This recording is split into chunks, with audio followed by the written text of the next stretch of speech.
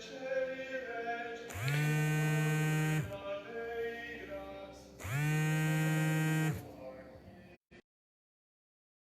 noite a todos. Mais uma vez, nós estamos aqui reunidos nessa quinta-feira, em mais uma quinta-feira, na verdade, para fazermos o nosso estudo litúrgico, conhecermos um pouco mais da nossa igreja, da liturgia de nossa igreja e assim também participarmos, vivermos melhor esses momentos tão importantes para a nossa vida espiritual. Boa noite a todos. À medida que vocês forem entrando, eu peço que vocês vão também se identificando. Se é de Serrinha, coloca, por favor, a comunidade. Se participa da catequese, por favor, coloca o ano que participa, para a gente ter também um controle e, ao mesmo tempo, uma interação, para saber se vocês estão aqui mesmo interagindo conosco nessas formações. Nós começamos uma série litúrgica aqui. Na primeira vez que nós falamos aqui foi a introdução. Na segunda vez, na quinta-feira passada, foi a outra introdução sobre a Santa Missa. Deus abençoe a todos. Desde já, uma boa noite a todos que chegam aqui na nossa live, na nossa formação.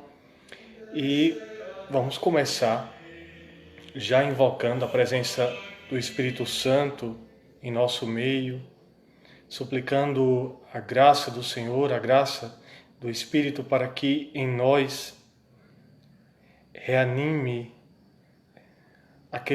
aquela chama que nós recebemos no nosso batismo, aquele impulso de fé que nós recebemos no batismo, para que seja cada vez mais a nossa fé crescente, que nossa fé seja cada vez mais ardente e que não pare por qualquer motivo. Então, vamos, nesse momento, invocar o Espírito Santo com a oração do Vinde Espírito Santo. Rezemos juntos. Vinde, Espírito Santo, enchei os corações dos vossos fiéis e acendei neles o fogo do vosso amor. Enviai, Senhor, o vosso Espírito e tudo será criado e renovareis a face da terra. Oremos. Ó Deus, que instruíste os corações dos vossos fiéis com a luz do Espírito Santo, fazei que apreciemos retamente todas as coisas segundo o mesmo Espírito e gozemos sempre de sua consolação. Por Cristo, Senhor nosso. Amém. Nossa Senhora, sede de sabedoria, rogai por nós. Glória ao Pai, e ao Filho, e ao Espírito Santo, como era no princípio, agora e sempre. Amém. Então, como já havia falado para vocês, na semana passada nós fizemos a introdução sobre a missa. Nós vimos que no catecismo nós encontramos diversas definições, diversos termos para falar do mesmo mistério. Esse mistério maravilhoso de Deus para conosco, esse sol que ilumina a igreja, essa expressão e realidade de Deus entre nós que nos faz cada vez mais próximos dele por meio dessa ação santa que é a liturgia. Esse serviço santo também do Senhor para conosco. O Senhor é um servo, o sacerdote eterno. Ele mesmo que realiza, como já dissemos, as ações litúrgicas. E não é diferente quando nós nos colocamos diante de Deus. Ele também vai, dia após dia, nos dando esse entendimento, essa compreensão cada vez mais crescente do nosso lugar, do nosso papel na igreja, e ao mesmo tempo nos ensinando e nos mostrando os seus mistérios sagrados por meio da liturgia. Ele é o sacerdote e ele também é este mistagogo que nos ajuda, que nos auxilia na compreensão. Mesmo que um mistério nós não compreendamos de forma total, mas com a compreensão desse mistério dele no meio de nós. Então hoje, já que semana passada nós introduzimos a questão da Santa Missa, nós vamos entrar nos ritos iniciais. O tema de nossa live hoje é Ritos Iniciais da Santa Missa. E quais são esses ritos iniciais? Em primeiro lugar, nós temos o sinal da cruz. depois da saudação do sacerdote, depois o ato penitencial, o glória, a oração coleta. Então são esses 4 momentos que formam esses ritos iniciais. Nós dizíamos na primeira live que a Santa Missa possui 2 partes. Quais são as 2 partes da Santa Missa? A primeira parte é a liturgia da palavra. A segunda parte da Santa Missa é a liturgia eucarística. Então, essa composição forma a Santa Missa. E eu dizia para vocês também que entre a liturgia da palavra e a liturgia eucarística, não entre, mas antes da liturgia da palavra e depois da liturgia eucarística, nós temos os 2 ritos chamados ritos iniciais e ritos finais. E sobre os ritos finais nós vamos falar um pouco mais à frente. Mas basicamente as partes da Santa Missa são 2. Então hoje, como já disse para vocês, vamos tratar desse tema. Antes de tudo, é necessário falar sobre a preparação que nós devemos ter para participar da Santa Missa.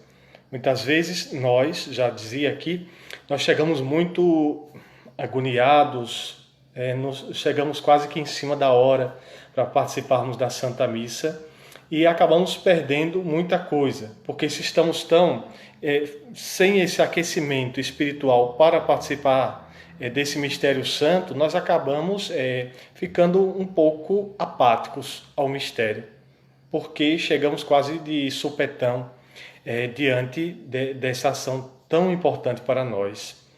E é importante o tema do silêncio. Retorno aqui antes de entrar nos ritos iniciais, o tema do silêncio. Silêncio antes da missa, silêncio para se preparar na igreja, silêncio na sacristia, silêncio por parte de quem ajuda na liturgia.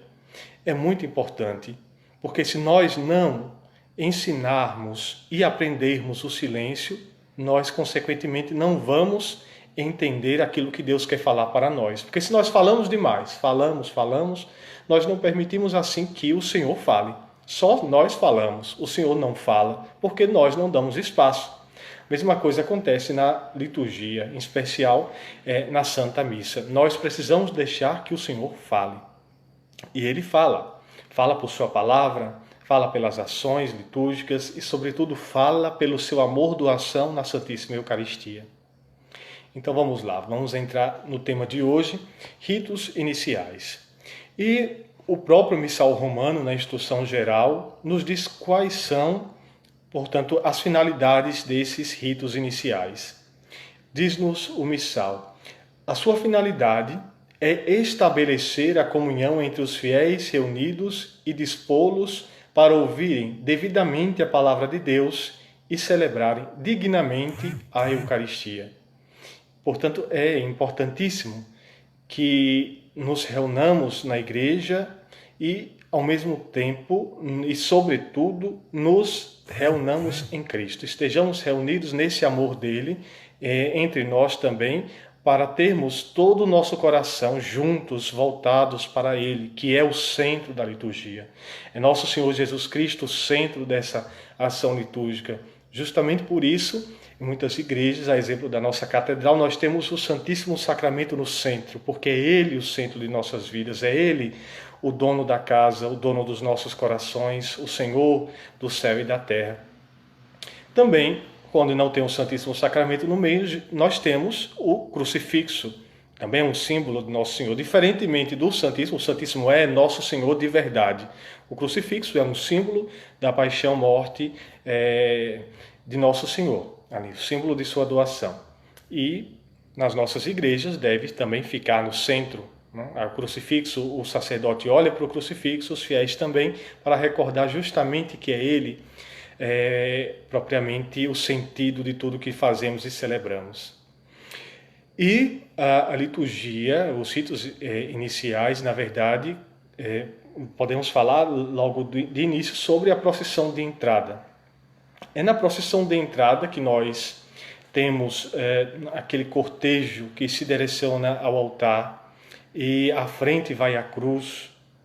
E a cruz, nós já sabemos qual o símbolo e qual a importância dela na nossa vida como cristãos. Então, é a cruz mesmo que abre a procissão de entrada. é importante sinalizarmos alguns simbolismos que temos, que a igreja nos dá, e que ao mesmo tempo a tradição, e que muitos santos vão nos dizendo sobre a procissão de entrada. A procissão de entrada carrega vários simbolismos. Antes de tudo, devemos falar da procissão em si. Nós escutamos no Antigo Testamento, em especial em Êxodo, a caminhada do povo no deserto. E nessa caminhada Deus dá um sinal a Moisés. Nós sabemos que Moisés recebe as tábuas da lei e o povo carrega a arca da aliança com as tábuas da lei como sinal de sua presença no meio deles. E assim esse ato de carregar a arca no deserto era processional. Processional porque o povo não simplesmente carregava, mas ali já acontecia um louvor a Deus. Ali já aconteciam cânticos, a alegria do povo, propriamente de poder ter a presença do Altíssimo no meio deles, enfim. E carregando essa arca no deserto, eles recordavam que o Senhor caminhava com eles. Na procissão de entrada também nós podemos recordar isso. O Senhor caminha conosco. E o sacerdote, ao entrar, com também os leitores, os acólitos, enfim, quando instituídos, no caso, eles nos arrastam até o presbitério, entre aspas, porque nos levam adiante, ali para o santuário, lugar onde vai ser oferecido o santo sacrifício. Já falávamos anteriormente que a missa é atualização do sacrifício de Nosso Senhor. Portanto, quando o sacerdote se direciona ao altar, recorda-nos também da presença do Senhor nele, porque já disse aqui também que o sacerdote age na pessoa de Cristo, ele é Cristo na liturgia, ele é na sua ordenação sacerdotal, ele foi configurado ao Cristo. Então, o sacerdote caminha como Cristo caminhou até o Calvário, já que dizemos que a Santa Missa, a Igreja nos diz que a Santa Missa é a atualização do sacrifício redentor.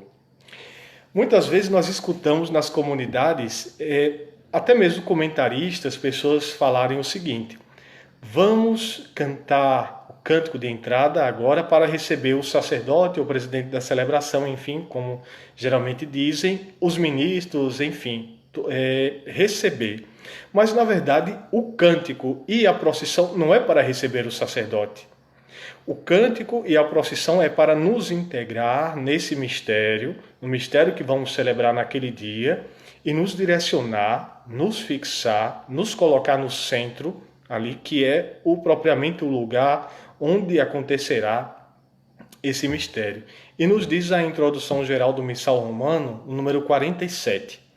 A finalidade deste cântico, ou seja, do cântico inicial, é dar início à celebração, favorecer a união dos fiéis reunidos e introduzi-los no mistério do tempo litúrgico ou da festa, e ao mesmo tempo acompanhar a procissão de entrada do sacerdote e dos ministros. Portanto, esse momento, muitas vezes que passa despercebido da procissão de entrada, um momento favorável já para começar esse direcionamento nosso ao centro, ao altar de Deus, onde nós estamos de algum modo também unidos ao sacerdote, vocês, no caso, os leigos, unidos pelo seu sacerdócio comum, ao sacerdócio do sacerdote, que é ministerial. Diferente, no entanto, vocês também, pelo batismo, são sacerdotes, profetas e reis. Participam também de algum modo, mas embora não do mesmo modo que o sacerdote, do sacerdote ministerial, do sacerdote, do ministro ordenado, melhor dizendo. Então, depois já havia sinalizado alguns simbolismos, já falei da caminhada do povo no deserto em relação à procissão de entrada, do Cristo que sobe ao Calvário para se oferecer em sacrifício, e nós todos, como povo de Deus, enquanto unidos a Cristo, que somos povo de Deus se estamos unidos ao Senhor. E se estamos unidos ao Senhor, nós caminhamos com Ele, nós seguimos ao Senhor. E para onde seguimos? Para Jerusalém Celeste, para o lugar onde nós nos encontraremos definitivamente, onde a igreja será plenamente realizada em Deus. A igreja será triunfante no céu. Portanto, nós já trouxemos aqui elementos da procissão de entrada. Dado isso, nós vamos falar agora do sinal da cruz. Assim que o sacerdote chega ao altar, antes do sinal da cruz, ele oscula o altar, ele beija o altar, como símbolo de veneração. Na liturgia, o altar simboliza Cristo. Cristo é a pedra que os construtores rejeitaram, mas que se tornou, então, para nós, a pedra angular. Uma pedra indispensável. Portanto, nosso Senhor é o centro da liturgia e no altar, como fica no centro da igreja, ele também é símbolo do Senhor. O altar é símbolo do Senhor. E o sacerdote, como forma de veneração, beija o altar, simbolizando essa veneração que é dirigida a Deus, ao Senhor, a nosso Senhor Jesus Cristo. Depois disso, ele se dirige à sede, à cadeira, enfim, e inicia o rito da Santa Missa, traçando o sinal da cruz. O sacerdote diz em nome do Pai, do Filho e do Espírito Santo, e o povo responde amém. Muitas vezes a gente escuta o povo repetindo com o sacerdote o em nome do Pai. Ou então, até mesmo na bênção final, repetindo em nome do Pai, do Filho e do Espírito Santo. Mas se nós formos pegar o missal, isso não sou eu que estou dizendo, está propriamente no missal, se abre o missal e se vê. O sacerdote diz em nome do Pai, e do Filho e do Espírito Santo, e o povo responde amém. Essa é a aclamação própria do povo. Então, o sinal da cruz, já dizia São Tertuliano, nos primeiros séculos, nos dizia da importância do sinal da cruz. O nosso sinal é a cruz de Cristo, ela que nos salva. Celebramos recentemente, no dia 14, a festa da exaltação da Santa Cruz. A cruz é exaltada sobre tudo, por isso ela, a paixão de Nosso Senhor, é que dá a força aos sacramentos. É dela, da paixão do Senhor, que provém essa força salvadora dos sacramentos, porque Ele nos salva por meio de sua paixão. Então, o sinal da cruz nos mostra também que a ação litúrgica é também uma ação, sobretudo cristológica, mas também trinitária. Cristológica e trinitária. Porque nós iniciamos em nome do Pai, e do Filho, e do Espírito Santo. Então, temos já na invocação dessas três pessoas o sentido também, o oferecimento da Santa Missa. Sobretudo, a Santa Missa é o oferecimento do Filho, da segunda pessoa da Santíssima Trindade, ao Pai. A missa, como já dizia a vocês, a missa é o oferecimento do Filho ao Pai. A missa é para o Pai. No entanto, nós que recebemos os benefícios da Santa Missa, somos nós que recebemos esses benefícios de salvação, de expiação dos nossos pecados. Na Santa Missa que nós podemos suplicar a Deus os dons, as graças. E também nós louvamos a Deus e adoramos a Deus na Santa Missa. Depois disso, nós temos a saudação do sacerdote, que no missal tem uma variação. Pode ser o Senhor esteja convosco, pode ser a graça de nosso Senhor Jesus Cristo, dentre outras saudações que existem ali no missal. E o povo também aclama, como forma de sua participação, respondendo aquilo que o sacerdote, enquanto aquele que dirige, aquele que é o presidente da celebração, unidos os dois, o povo e o sacerdote, elevam as preces, as súplicas a Deus. Enfim. Depois dessa saudação, nós temos o ato penitencial. No ato penitencial, nós podemos pedir perdão a Deus, mas não dos pecados graves. Os pecados graves só são perdoados no sacramento da penitência, ou seja, na confissão. Então, quais são os pecados que são perdoados no momento da Santa Missa, no ato penitencial ou em algum outro momento penitencial da Santa Missa? Os pecados veniais, porque pressupomos que para comungarmos bem nós devemos antes nos confessar. E nos confessando, nos resta os pecados veniais. Talvez ali, antes da missa, em algum momento, restar esses pecados veniais. Então, ali naquele momento do ato penitencial, nós temos uma preparação melhor para recebermos a Eucaristia da forma mais digna possível, mais digna que nós conseguirmos fazer. Então a Igreja nos oferece o momento do ato penitencial. E no ato penitencial nós podemos fazer de diversas formas. No tempo pascal, geralmente, nós fazemos a aspersão, recordando o batismo e, ao mesmo tempo, essa renovação que o Senhor nos dá por meio de sua ressurreição. O ato penitencial também pode ser feito por meio de duas orações. O confite, eu confesso a Deus Todo-Poderoso, depois o sacerdote dá absolvição, Deus Todo-Poderoso tenha compaixão de nós, etc. E depois tem o Senhor, tem de piedade de nós, o Kyrie eleison. Senhor, tem de piedade de nós, Cristo tem de piedade de nós, Senhor, tem de piedade de nós. Essa é uma forma de fazer o ato penitencial. Uma outra forma do ato penitencial é aquela forma que a gente pega do próprio missal romano, estrofes, também podemos chamar tropos, que são relacionados ao Senhor. Senhor, que vieste salvar os corações arrependidos, por exemplo, é uma das opções que tem no missal, tem de piedade de nós, aí Senhor, tem de piedade de nós, mas sempre ligado a nosso Senhor Jesus Cristo. Porque em alguns lugares ainda se canta, por exemplo, atos penitenciais que dizem respeito aos pecados próprios. Mas ali no momento do ato penitencial, sobretudo nós, claro que pedimos perdão pelos nossos pecados veniais, pessoais, enfim, mas sobretudo é uma aclamação da comunidade, a comunidade aclama ao Senhor. Não? Então, quando se faz o ato penitencial, se faz de modo que toda a comunidade participe do ato penitencial. No sentido que não se pode fazer desse modo assim, por exemplo, pelos pecados, erros passados, por divisões de sua igreja ao Senhor. Isso não está ligado a Cristo, mas está ligado mais à pessoa. Então, no missal romano existem opções de se fazer. Existem muitos cânticos de ato penitencial que não são próprios para o uso litúrgico. Isso aí a gente vai ver na prática, vai ver pessoalmente. Não dá para fazer aqui na formação dizer quais são, mas ainda existem muitos cânticos que não são apropriados ao ato penitencial e também a outras partes da missa, chamadas as partes fixas da missa.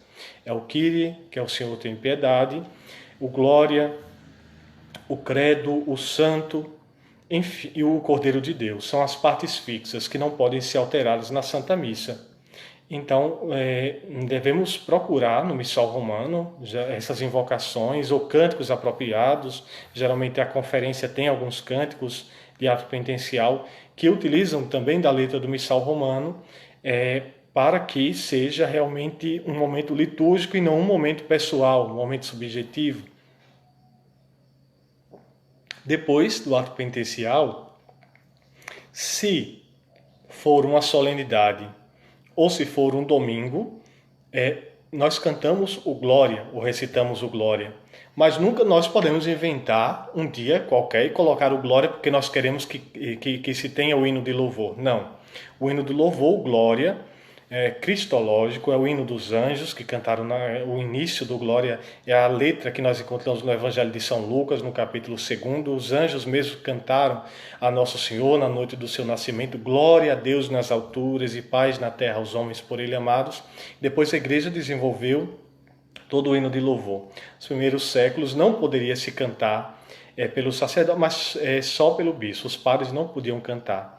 E depois foi de uso universal, foi dado pela igreja a permissão do Glória ter uso universal para as missas solenes, a princípio da missa do Natal, porque na missa do Natal existia toda aquela liturgia dos anjos, já se recordava também o nascimento do Senhor, mas depois o Glória pôde ser cantado também nas solenidades e nos domingos.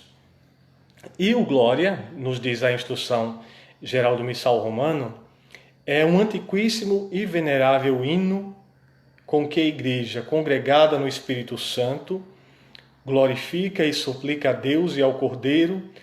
Não é permitido, diz aqui a instrução do missal romano, prestem atenção nessa parte aqui, é muito importante. Não é permitido substituir o texto deste hino por outro. É começado pelo sacerdote, se for oportuno, o padre pode começar o hino de louvor, ou então pelo próprio coral. O coral pode cantar também.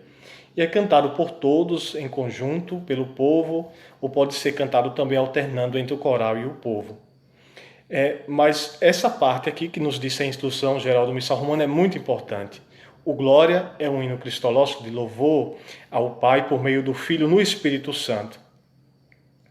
E não é conveniente, não é litúrgico que se cante, por exemplo, glórias trinitárias, glória a Deus, glória ao Pai, a Ele seja a glória. Tantas outras letras de glória que as pessoas pensam que são litúrgicas, mas que infelizmente não são.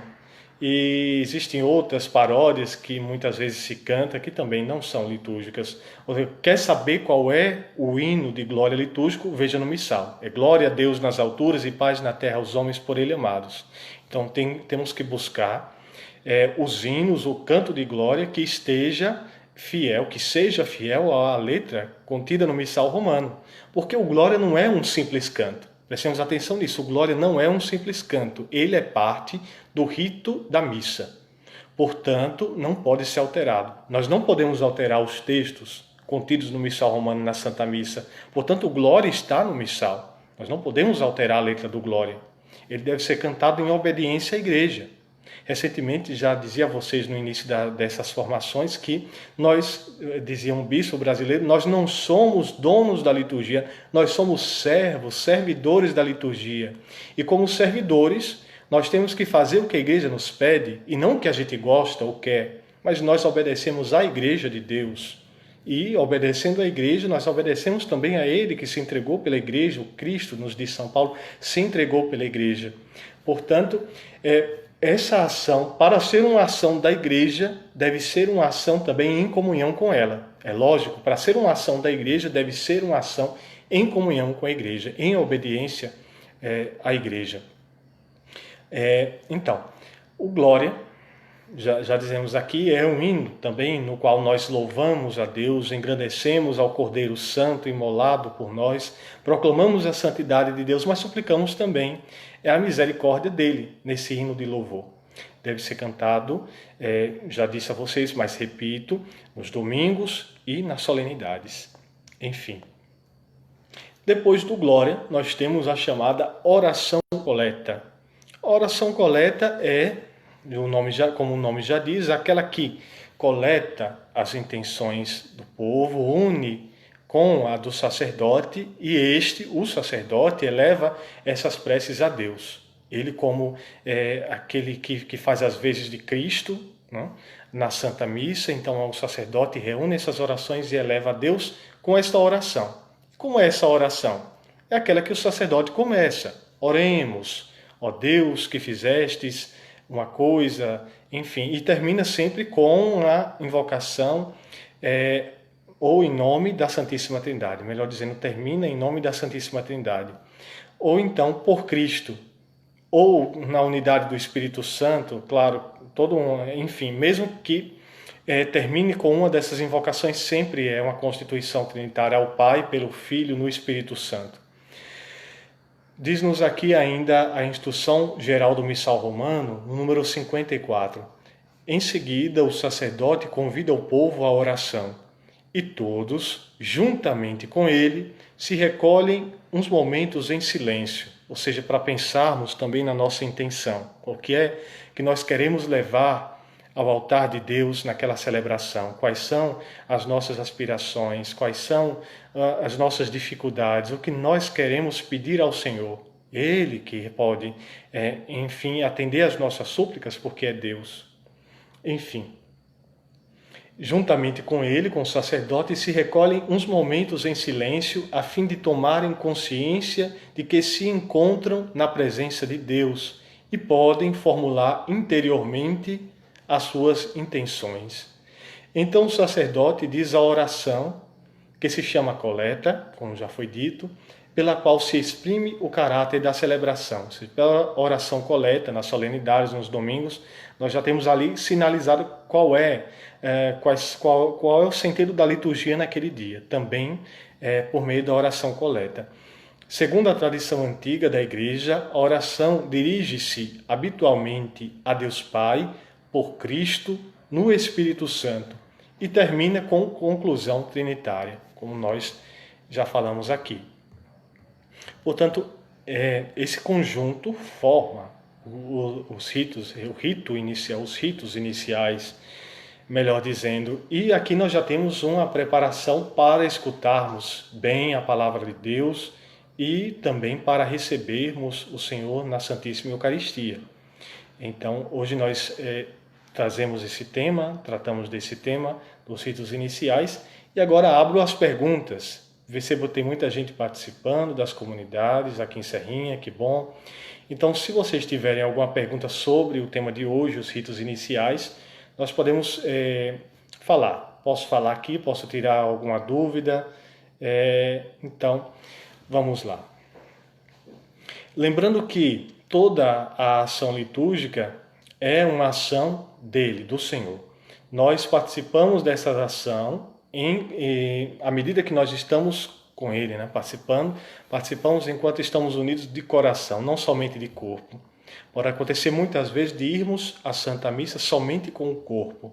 Não podemos fazer isso. Nós somos uma unidade de corpo e alma. São Paulo diz que somos corpo, alma e espírito, mas nós temos essa possibilidade dada por Deus de nos elevarmos até Ele, por meio de sua graça, de sua benevolência, e é propriamente Ele que nos dá esses meios para podermos alcançar essa finalidade desejada. Nós precisamos acolher. A liturgia é um modo também de acolher esses propósitos que Deus tem para nós.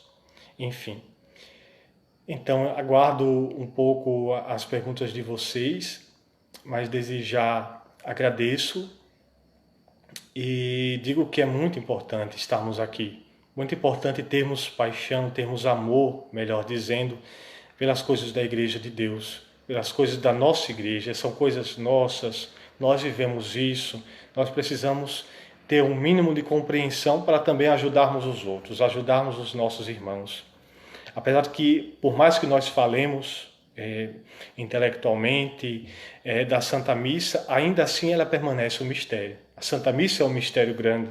Por isso que digo e repito aqui, não pode ser tratada de qualquer modo, se fazer de qualquer jeito, se praticar qualquer ato ali dentro da Santa Missa, se inventar qualquer coisa. Nós não inventamos nada.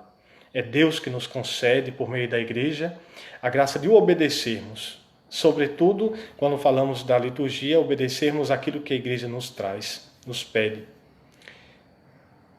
Aqui tem uma pergunta da Creuza. Por que só o sacerdote pode beijar o altar? Então, Creuza, é o seguinte, o sacerdote, como já disse, ele age na pessoa de Cristo. É ele que direciona toda aquela ação litúrgica, sobretudo quando se diz sobre a Santa Missa. Então, ele faz como um modo de venerar o altar, que é Cristo, e como uma ação que a Igreja prescreve propriamente para o sacerdote, é ele que faz.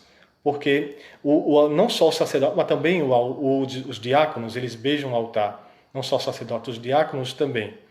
Mas enquanto o representante, ao mesmo tempo sendo a pessoa de Cristo na liturgia, ele beija para também manifestar perante a comunidade essa veneração que todos devemos ter ao Senhor. Então, portanto, na liturgia é só necessário que ele, ou então os diáconos, se for uma missa solene, houver a presença dos diáconos, que eles beijem o altar também.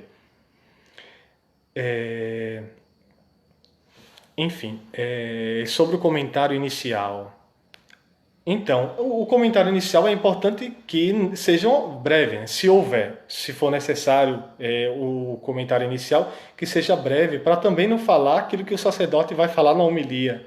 Ser tão grande, às vezes, toma um tempo e, ao mesmo tempo, coloca muitos elementos que acabam falando aquilo que mais tarde será explicado depois das leituras. Então, se houver, que seja breve, que não seja tão longo.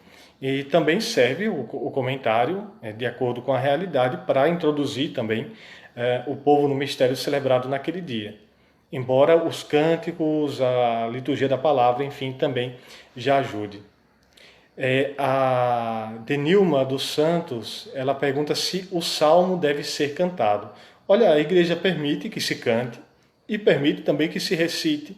Ou um outro modo, também frequentemente nós percebemos e vemos, por exemplo, canta o refrão e as estrofes serem recitadas.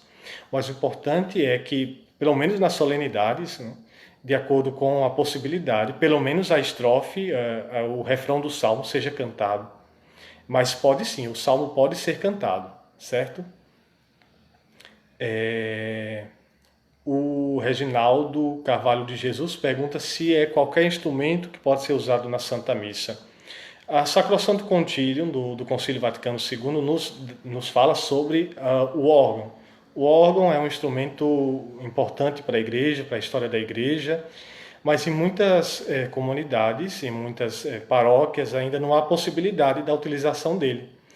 E muitas instruções da igreja, os papas já falavam disso, tem uma instrução também pós-conciliar, depois do Concílio Vaticano II, chamada Música Sacra, que fala que os instrumentos musicais na igreja devem também ajudar a oração. Então, a igreja permite que se coloquem outros instrumentos, se estes instrumentos ajudam a interiorizar, ajudam a elevar os nossos corações a Deus. Porque já que estamos falando de um mistério tão grande, de um mistério tão admirável, então nós precisamos também usar coisas distintas para se tratar do que é sagrado. Então, portanto, a igreja permite instrumentos, outros instrumentos, também além do órgão de tubo, desde que esses instrumentos estejam de acordo com a natureza do culto divino.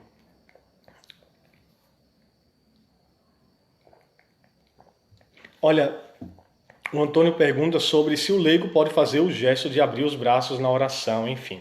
Olha, esse gesto é próprio do sacerdote, é um gesto da missa, tradicionalmente, da missa é próprio do sacerdote. Enfim.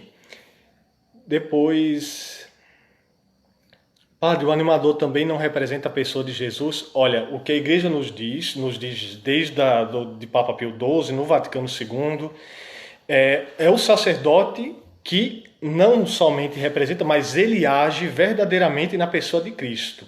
Ele age na pessoa de Cristo, porque ele ali na liturgia, além de consagrar todos os gestos que ele faz ali na Santa Missa, é na pessoa do Senhor. Enfim, a Assembleia reunida também contém a presença do Senhor, à medida que canta, louva ao Senhor, está unida ali no momento litúrgico da igreja. Enfim, são esses lugares que o Concílio Vaticano também nos diz sobre a presença do Senhor. Na sua palavra também, quando a palavra de Deus é proclamada, e na Santíssima Eucaristia, certo? São muitas perguntas, eu vou ter que selecionar algumas aqui também, certo?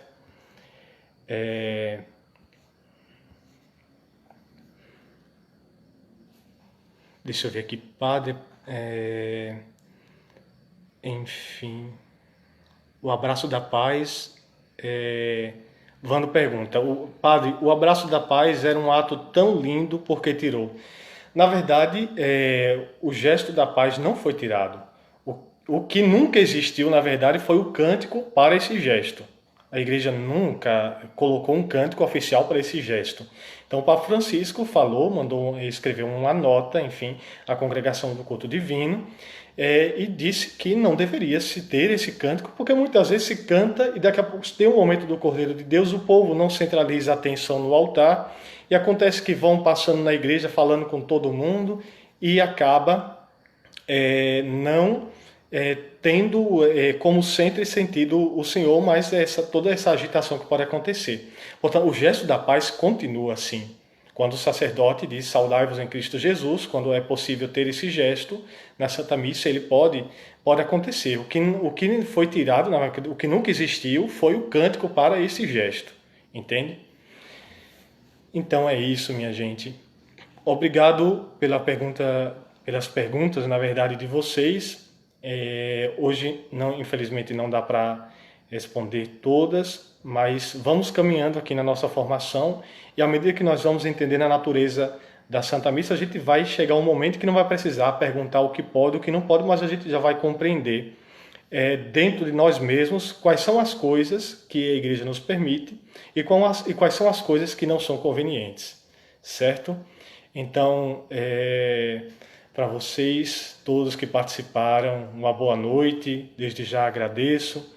E também continuem essa participação que é muito importante para a formação de vocês e para a paróquia, certo? Então, vamos concluir o nosso momento de hoje, nossa formação sobre os ritos iniciais, com a bênção final. O Senhor esteja convosco. Abençoe-vos Deus Todo-Poderoso, Pai e Filho e Espírito Santo. Amém. Uma boa noite a todos, fiquem com Deus e com Maria Santíssima.